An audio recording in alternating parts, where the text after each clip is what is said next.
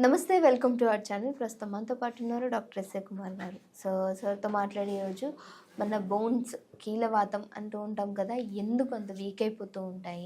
So దీనికి సంబంధించి sir దగ్గర మరి ఏమైనా హోమ్ రెమెడీస్ ఉన్నాయా, ఎలాంటి ట్రీట్మెంట్ ఉంటుంది అని అడిగి తెలుసుకుందాం. నమస్తే సార్. నమస్తే సార్, నాచురోపతిలో ఈ బోన్స్ వీక్ అయిపోవటము అంటే ఎక్కువ బాగా అలసటగా ఉండటము, ఎక్కడ ఎక్కువ నడవలేకపోవటం అనేవి బోన్స్ వీక్ అవటం వల్ల అంటుంటారు, కీలవాతం అంటూ ఉంటారు.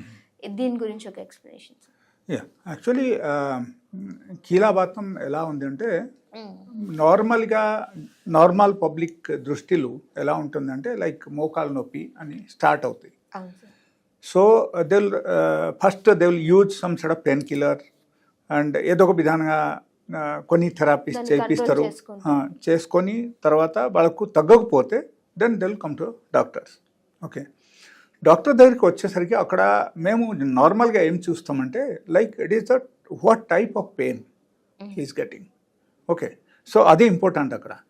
సో అక్కడ మేము నార్మల్గా చూస్తాం ఏంటంటే వెదర్ ఒకరికి సపోజ్ మోకాలు నొప్పి వచ్చింది, మోకాలు నొప్పి వస్తుందంటే వాళ్ళకు ఏ టైప్ పెయిన్ వస్తుంది. వాళ్ళకు సపోజ్ కొంతమందికి ఏమవుతుందంటే కార్టిలేజ్ డ్యామేజ్ అవుతుంది. కార్టిలేజ్ డ్యామేజ్ అయితే that is something different, that is called osteoarthritis. Okay, so ఈ ఓస్టియోఆర్థరైటిసా కాదా ఇది చూస్తాం ఫస్ట్. ద సెకండ్ థింగ్, వాళ్ళకు రుమోటాయిడ్ ఆర్థరైటిస్ కూడా కావచ్చు. Due to that also he may be getting pain. So ఈ మోకాలు నొప్పిలు ఈ రెండు యాక్చువల్గా చాలా చాలా ఇంపార్టెంట్. ఈ రెండు విషయం చాలా డీప్ అబ్జర్వేషన్ ఉండాలి ఒక డాక్టర్కి. Okay, and the third one is the uric acid level. Uric acid level పెరిగితే కూడా దానివల్ల కూడా వాళ్ళకు రకరకాల నొప్పిలు వాళ్ళకు స్టార్ట్ అయిపోతాయి.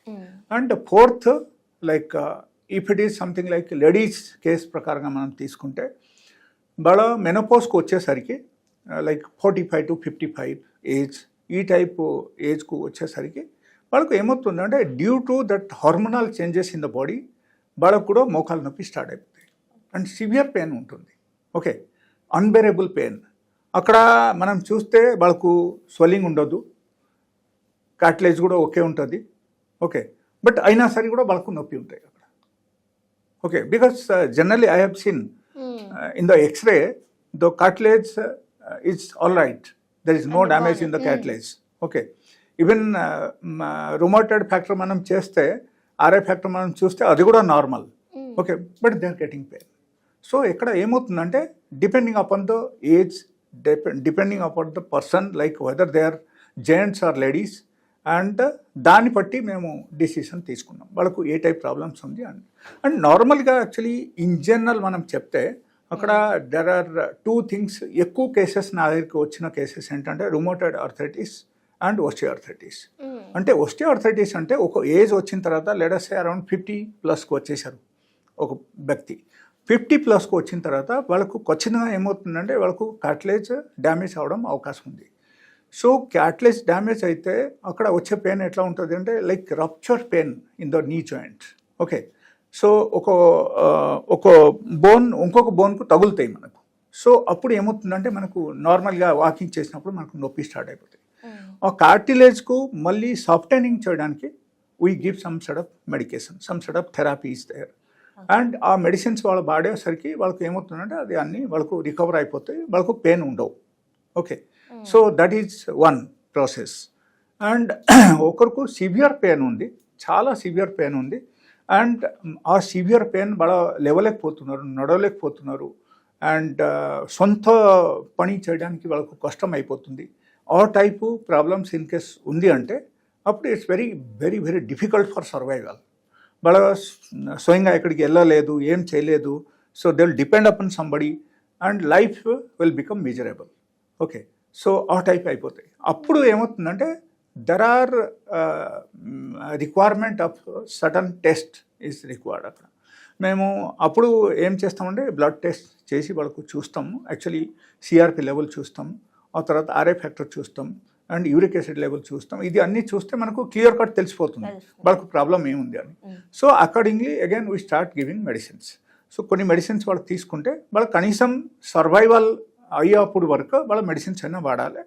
ఆ తర్వాత వాళ్ళ లైఫ్ స్టైల్ మార్చేసి కొంచెం డయట్ ప్యాటర్న్కి వచ్చి డైలీ బేసిస్లో కొంచెం ఎక్సర్సైజ్ చేయడం, సిలెక్టివ్ డైట్ తీసుకోవడం, ఇది అన్ని చేస్తే వాళ్ళకు ఆటోమేటికల్లీ ఏమవుతుందంటే విదౌట్ మెడిసిన్స్ కూడా they can survive well.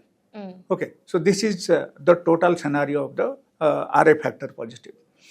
So ఈ ఆర్ఏ ఫ్యాక్టర్ పాజిటివ్ వచ్చినప్పుడు అక్కడ కొన్ని మైనస్ పాయింట్ ఉన్నాయి, బట్ ఓస్టియోఆర్థరైటిస్లో మైనస్ పాయింట్ లేదు.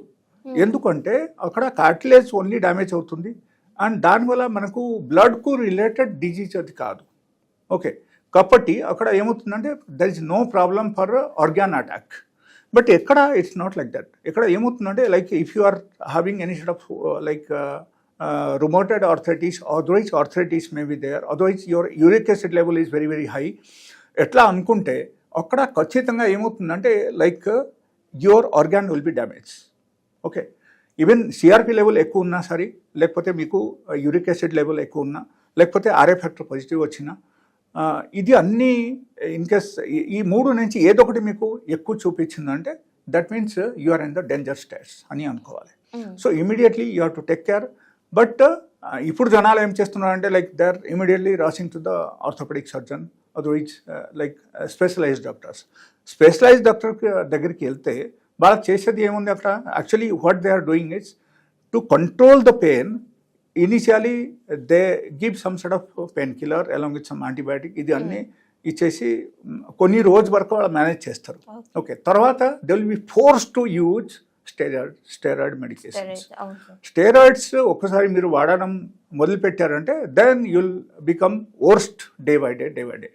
డైలీ బేసిస్లో మీ బాడీ కండిషన్ ఎక్దమ్ చాలా సెన్సిటివ్ అయిపోతుంది అనమాట. And finally you'll land up with some sort of major problem అట్లా. సో స్టెరాయిడ్స్ వాడకుంటే ఉండాలా, that is one. The second thing, నొప్పి కూడా మనకు తగ్గిపోవాలా. అండ్ దీని తప్పటి మనం యాక్చువల్గా మన సర్వైవల్ మనకు ఉండాలి. If that is the thing they want, so they have to visit my clinic. మా దగ్గర అన్ని రకాల ట్రీట్మెంట్స్ ఉన్నాయి. యాక్చువల్లీ మా క్లినిక్ కూడా రావచ్చు. బట్ ఫర్ నార్మల్లీ ఒకరికి కొంతవరకు this actually serious problem. Actually rheumatoid arthritis is just very serious problem. So దీని నుంచి బయటపడాలంటే proper diet pattern is required. And proper diet pattern required అంటే ఒకరు ఎక్స్పర్ట్ డాక్టర్ అయి ఉన్నారు. సో వాళ్ళ దగ్గరికి వెళ్ళాలి, లేకపోతే they can come to my clinic. And normal if you think of normal modern rheumatologist లేకపోతే ఆర్థోపెడిక్ సర్జన్, వాళ్ళ దగ్గరికి వెళ్తే without any steroids I'm telling you like they cannot manage the case.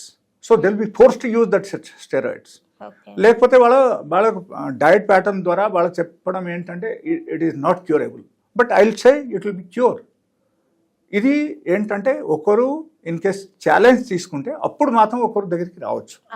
Yes, so ఇది in case ఇది కూడా మనం అప్పుడు మనం లైక్ కొన్ని పేషెంట్స్కు మనం కొంతమందికి తీసుకొని మనం లైక్ ఒక ప్లేస్ తీసుకొని ఇన్ కేస్ అక్కడ మనం ఆన్ ద స్పాట్ మనం ప్రూవ్ చేయాలంటే ఇది అన్నీ చేయొచ్చు. It's not a big thing, but again such kind of arrangement has to be done, and who is going to do that arrangement? ఇది అన్ని ఉండాలిగా. So but rheumatoid arthritis also curable without any medication. But survival కోసం I give some medicines up to some extent. Then after that there will be cure if they are following the diet pattern. ఎలా ఉంటుంది? So ఈ రెండు దానికి తేడా ఉంది. Suppose rheumatoid arthritis వచ్చేసిందంటే, లేకపోతే uric acid level బాగా పెరిగిపోయిందంటే your kidney will be damage, your heart will be damaged, your liver will be damaged.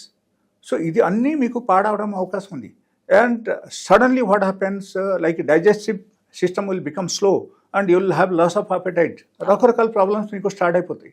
ఇది అన్నీ రాకుంటే ఉండాలంటే మనకు 100 to 100% మనం డయట్ మీద అండ్ లైఫ్ స్టైల్ మీద మనం కాన్సన్ట్రేషన్ చేయాలి. And for survival we have to use some medications up to some extent. And many of my patients are there. Thousands of people are coming to me along with this kind of pain. And కొంతమంది wheel చైర్లు కూడా వస్తారు. వచ్చినప్పుడు నేను వాళ్ళ దగ్గరికి వెళ్ళి వాళ్ళకు చూసి వస్తాను. And next visit one they are coming, so they will come with walk themselves.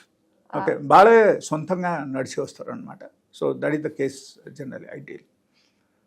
Okay, so this is total things. And I will tell you in general tips for any sort of joint pain. Suppose మీకు చాలా ఎక్కువగా joint pain ఉంది అంటే మీరు ఏం చేయాలంటే like ginger and ajwain and turmeric ఇది 1 spoon మీరు తీసుకొని దానిలో 2 గ్లాస్ వాటర్ మీరు యాడ్ చేసి you can boil it for at least for 10 minutes boil చేసిన తర్వాత మీరు ఆ కషాయం మీరు డైలీ బేసిస్లో 2 టైమ్స్ తాగండి అండ్ 15 డేస్ తాగి ఒక 3 to 4 డేస్ గ్యాప్ ఇచ్చి మళ్ళీ మీరు అగైన్ 15 డేస్ తాగండి. ఎట్లా తాగితే కూడా మీకు తగ్గడం స్టార్ట్ అయిపోతాయి. బట్ అక్కడ food pattern is very important.